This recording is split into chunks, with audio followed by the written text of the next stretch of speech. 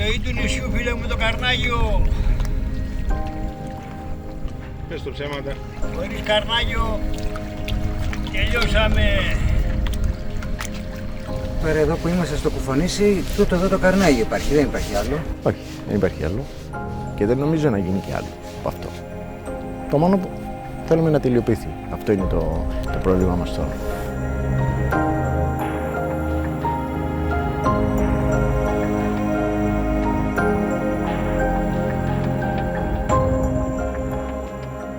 Η ζωή του νησιού είναι το Καρνάγιο. Πόσο μάλλον όταν πρόκειται για ένα νησί σαν το Κουφονήσι που έχει το μεγαλύτερο αλλιευτικό στόλο συγκριτικά με τον πληθυσμό του και έναν τελευταίο καραβομαραγκό. Είμαι 64 χρονών. Δουλεύω σε αυτή τη δουλειά από 11 χρονών.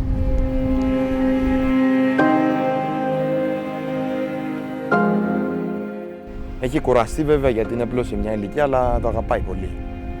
Ό,τι και να λέμε το αγαπάει. Αυτό πρέπει να το έχεις από μικρός, να το έχεις μέσα σου αυτό το πράγμα, να το κάνεις, να το αγαπάς. Όχι να το κάνεις επειδή ξέρω εγώ, να πάω να βγάλω το μεροκάματο και να... Μερικοί σου λέει θα πάω, θα δουλέψω, ένα μεροκάματο αυτό. Όχι, δεν είναι έτσι. Πρέπει να αγαπάς τη δουλειά για να την κάνεις. Και όλη η ζωή του είναι αυτό το πράγμα. Το Καρνάγιο μόνο. Συν οι βλάβες που μπορεί να προκύψει ένα ψαρά που θα πάει νύχτα, να τραβήξει το καΐκι νύχτα. Πολλά τέτοια περιστατικά. Για τους ψαράδες του νησιού είναι ο Θεός τους, ο γιατρός τους. Τρέμουν τη στιγμή που ο καραβομαραγκός τους θα σταματήσει τη δουλειά. Αλλά πλέον είναι μοναδικός. Δεν έχει άλλο. Καραβομαραγκό έτσι. Όχι, δεν έχει άλλο. Μερικοί δεν το έχουν πάρει ακόμα ότι έχουμε μείνει λίγοι. Και εδώ ακόμα ότι είμαι ένας, δεν το έχουν συνειδητοποιήσει. Και παρόλο που έχουν πάει κι αλλού και έχουν δει τι γίνεται, δεν το έχουν συνειδητοποιήσει. Άμα το συνειδητοποιήσουν, πιστεύω ότι θα είναι λίγο για αυτούς θα είναι πρόβλημα. Είναι καλός μάστορας, θέλετε να το κάνεις. Άμα τα παρατήσει, καλό ταξίδι. Πού θα πάει ο άνθρωπος, άμα ο καραβομαραγκός σε κάποια τέτοια νησιά λείπει, είναι το αυτοκίνητό τους, είναι το μηχανάκι τους, είναι ο τρόπος ζωής τους, είναι αυτό που έχουν μάθει από παιδιά. Γιατί άμα τύχει ένα ατύχημα, ποιος θα μας βοηθήσει. Να πάμε στην Πάρο ή στη Σύρο, άλλο να έρχεται ο Καρνάγιος στον τόπο σου και άλλο αλλού. Κάτι να γίνει, κάτι να χρειαστεί ένα καΐκι. Παπ, το πετάμε στο Καρνάγιο τσακα τσακα. Οι παραγγελίες για καινούργια καΐκια όλο και λιγοστεύουν. Ναι, δεν υπάρχουν εύκολα παραγγελίες. Όχι, κάποιος θα πάρει πλέον καΐκι, θα πάρει μεταχειρισμένο. Δεν θα παραγγείλει από εξ αρχής καινούριο. Αλλά τότε είχε πολλές παραγγελίες πάνω σε επισκευές. Καταρχήν ερχόταν από όλα την περιφέρεια του και τραβούσαν Σαντορίνη, από Πάρο, από μέχρι Κίμολο, Σαντορίνη, πολύ. Ήο. Επισκευές, ναι, ανακατασκευές, βλάβες, κάνα μαδέρι. Ο κόσμος δεν ρίχνει πλέον λεφτά στα καΐκια. Γιατί σου λέει θα πάρω πλαστικό. Το πλαστικό είναι καθαρό, είναι εύκολο συντήρηση, αλλά δεν είναι καμία σχέση με το ξύλινο. Το ξύλινο σου δίνει ασφάλεια, σου δίνει σταθερότητα, σου δίνει άλλα πράγματα, αλλά είναι ταλαιπωρία η συντήρησή του. Είναι η συντήρησή του πιο λίγη από τα ξύλινα και νομίζουν ότι αντέχει πιο πολύ, αλλά δεν νομίζω. Εγώ από μερικά που ξέρω, πρέπει να τα βγάζεις κάθε 4-5 μήνες έξω να τα συντηρείς, γιατί παθαίνουν από κάτω μια, λέγεται όζμωση αυτό. Αν πιάσεις στρίδι το πλαστικό, μετά έχει πρόβλημα. Πλέον ο νέος δεν θα την ακολουθήσει εύκολα. Πάντα μιλάμε πάνω στο παραδοσιακό, έτσι. Είναι δύσκολη δουλειά, είναι βαριά δουλειά. Θα φανταστείτε, εμείς δουλεύουμε ακόμα με βάζα, με βίτζι, δεν υπάρχουν τρέιλερ. Δηλαδή ένας νέος δύσκολα θα ασχοληθεί με αυτή τη δουλειά. Μοναδική ελπίδα για τη συνέχιση της τέχνης στο νησί, ο γιος του Μιχάλη, ο Γιώργος. Σπούδασε μαγειρική, αλλά αποφάσισε να γυρίσει στον τόπο του. Μεγάλωσα εδώ, τα αγαπάω το νησί, αλλά μετά από τη σχολή, που τελείωσα και φαντάρος και αυτά, που αλλάξαμε και το χώρο εδώ και επειδή μεγαλώνει κιόλας και δεν μπορώ να τον αφήνω μόνο του, μπορώ να πούμε εντατικά τώρα μαζί του. Εγώ θα το παλέψω όσο μπορώ. Όσο μπορώ, θα πάει. Αφού και το γιο μαζί, θα το παλέψω. Όσο πάει.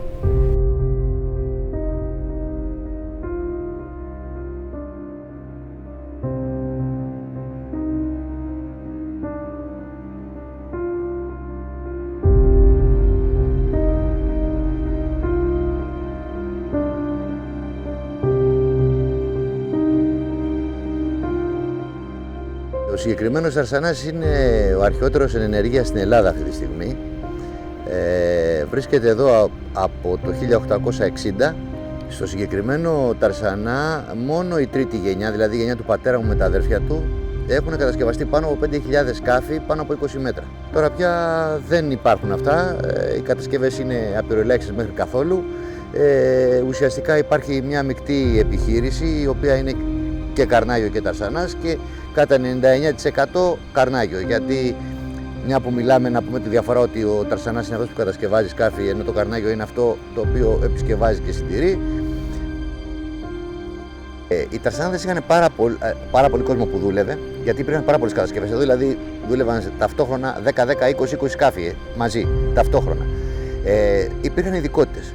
Οι ειδικότητες, δηλαδή καθένας έκανε κάτι άλλο. Άλλος πέτσωνε, άλλος κάρφωνε, άλλος τρυπούσε, άλλος έκοβε, άλλος καλαφάτισε. Από ένα σημείο και μετά, με τη συρρήγνωση που δεν υπήρχαν παραγγελίες, συρριγνώθηκαν και οι ειδικότητες.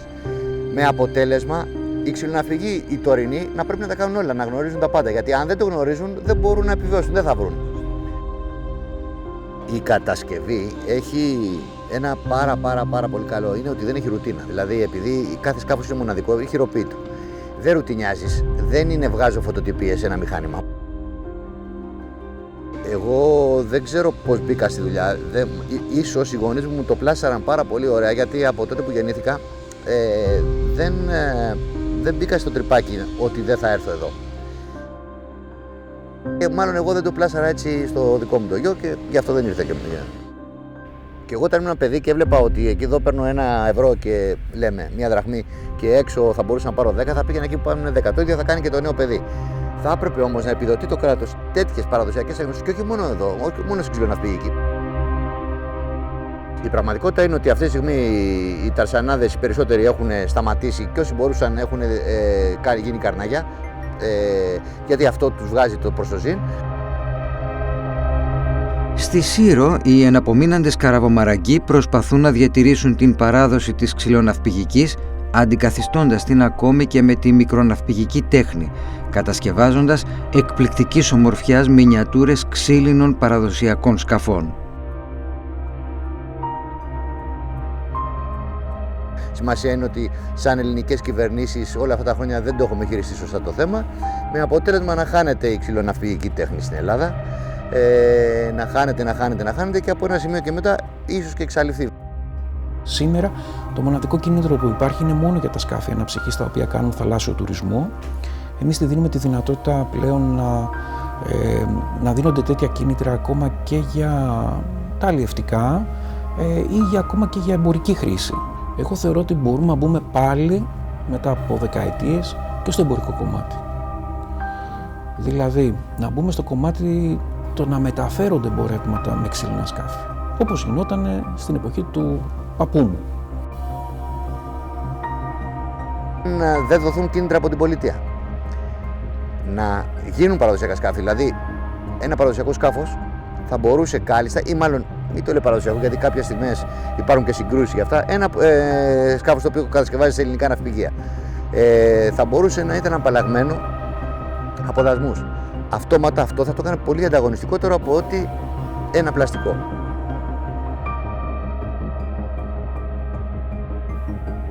Το έχω ακούσει και εγώ ότι οι δασμοί αυξάνουν το κόστος. Δυστυχώς στη χώρα μας σταματήσαμε να παράγουμε εμπορεύσιμη ξυλία.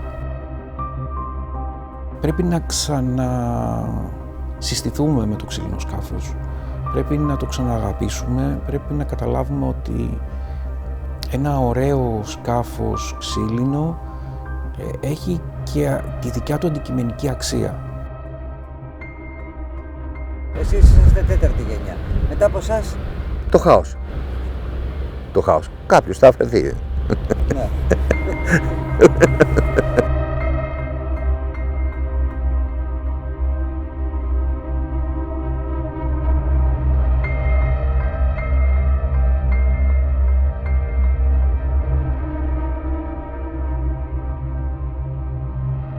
Στην Πάρο ευτυχώς κάποιος βρέθηκε. Ο Στάθης Αλιπράντης είναι η τρίτη γενιά καραβομαραγκών και ακολουθεί τα βήματα του πατέρα του. Ο πατέρας μου από τον πατέρα του έμαθε τα πρώτα βήματα και μετά, επειδή είχε πολύ αρρώστια με το επάγγελμα, να το πούμε έτσι, ξεκίνησε και έκανε μόνος του.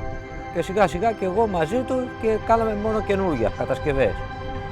Εμένα μου άρεσε επειδή έπιανες ένα ξύλο και κατασκεύαζες και ήταν η ασχολία να πιάνεις ξυλαράκια και να τα φτιάχνεις και να δημιουργείς και από ένα φορτηγό ξύλα μετά να βλέπεις ένα όμορφο σκάφος και αυτό έτσι με είχε θαρρύνει πάρα πολύ.